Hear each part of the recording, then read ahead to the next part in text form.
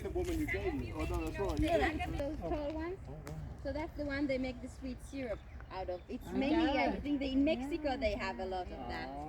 Really? Agave? The cactus. Yes, so they make That we're gonna go because sometimes you do not know are pretty stones, so they are modern. But you see here older stones. These are the original. Okay, so this was the height that they found it at when they excavated, for example. So when you go to different sites and you're not sure, just look if it's very pretty or less pretty. If it's less pretty, it's older. Okay, great. And some sites even make it easier for us by marking with a black line. Yeah. And what is under is the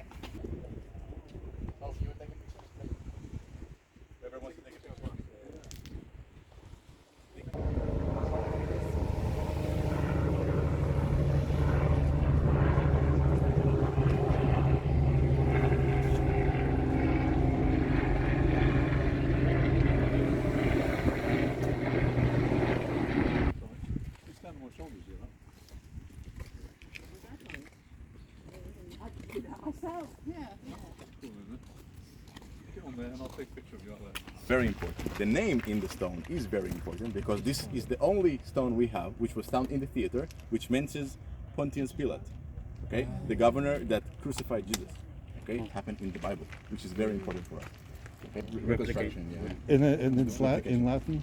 Yeah. Written in Latin? Or Yes, what it's language? written, I think in Latin or Greek, one of them. This is the view he saw. Okay. Beachside property. Okay. So you can imagine the path going up, this garden here, a well there, some pool here. Okay, it's a very, very, imagine it very glorious as it was. It was 2,000 years ago for some stuff. It was eroded away.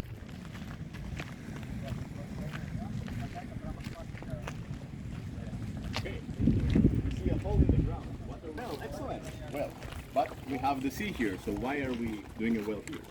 Fresh water, that's right. Yes. Okay, that's excellent. First of all, we see a well, we should drink water. It's a good reminder for us to drink water.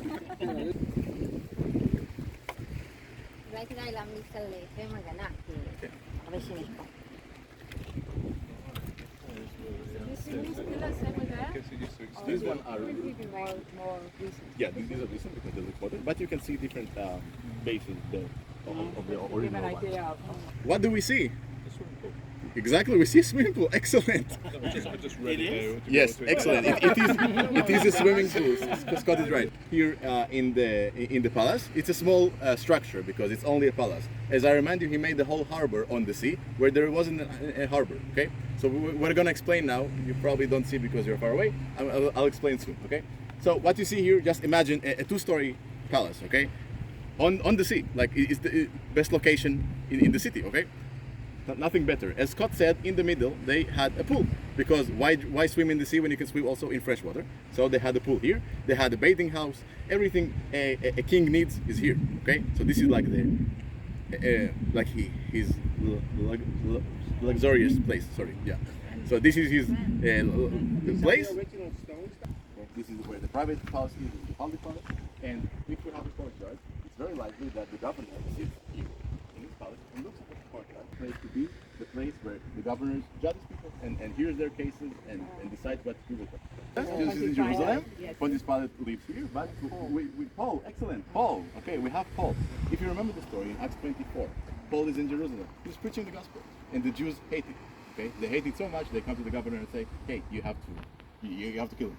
Okay, so the governor, as a just ruler, he cannot just kill him. So he has to hear his case, and Paul asks to come to here. To Caesarea because he's going to get killed in Jerusalem. And he comes here to this palace, and we have Felix is the name of the governor at that time, and he's hearing out. And Paul gives this good explanation, and Felix is not sure what to do with him. And Paul says, okay, I want to be, I'm a Roman citizen, because Paul is a Roman citizen, and he has to be judged by Caesar. Okay, he wants to go to Rome. For no reason, Paul stays here. Okay, we're not exactly sure where the cell was, but he came many times, he says, to speak with Felix in this courtyard. Here. Okay, and we're not sure why he was here for 2 years, but something happened after 2 years. The 6th, verse 27. And who comes here? Someone comes to visit after 2 years. Herod. But which Herod now? Herod Agrippa II, which is the grandson of Herod the Great. Okay, the son of Herod that died in that theater. he comes here. And who he speaks with? With Paul. And Paul, for a whole chapter, explained his case and says that he didn't do anything wrong. He just preached the gospel. And in doing so, he's preaching the gospel to the king of Israel from the Roman Empire. Okay, I'm not sure he would have that opportunity anywhere else. He's sitting here for 2 years. King Agrippa II hears he's here. He wants to hear from him. King Agrippa, sorry, do you believe the prophets? I know that you do believe, because King Agrippa is also a Jew. Right? And then Agrippa said to Paul, you almost persuade me to become a Christian. Okay, this is how much Paul spoke with him and gave him the message of gospel, because he's like, you're trying to convert me. Like, this is how much you speak with me. And Paul said, I would to God that not only you, but also all who hear me today, because again, we're in a courtyard. There's a big group of people here, not only the king of Israel. So Paul says that I hope that not only you can become Christian, but everyone who hears this today. Right? I would to God that not only you, but also all who hear me today might become both almost and altogether such as I am, except for these chains, where he will be killed by Caesar. Okay? This is the last place Paul was at, which is an amazing place. Now, before Paul came here, we have another story in the New Testament in Caesarea. You mentioned it in the bus. Cornelius. Yes, excellent. Cornelius. Right? It's an amazing story. So Peter is sitting in Tel Aviv, in Jaffa. Okay? He's sitting there and he sees a vision. He sees a vision of all the impure animals on this blanket, and God says, what I made pure is pure. Okay? And then straight when he comes back, we have these people that were sent from Caesarea, from the house of Cornelius, to come and say, hey, we have someone in Cornelius in Caesarea that wants to hear about Jesus, about God. And Peter comes here. Okay? And the first time in the New Testament, we have a Gentile, Cornelius, and all these households receiving Christ, receiving the Holy Spirit, which was astounding for Peter and the Jews, because they were not sure that the gospel was for outside, okay? Because it was for the Jews. But then they come to a Gentile, and suddenly a Gentile receives the Holy Spirit. Wow, okay? So this is the first place where Gentiles receive the Holy Spirit in the New Testament, and where exactly from this place, because again, this is the capital, so this is the main port, where the gospel goes out to all the Gentiles around the world, okay? So this is where God opens up the door for the gospel for the Gentiles, and this is the place where Paul and other people went all around the world and gave the gospel to Jews and to Gentiles together.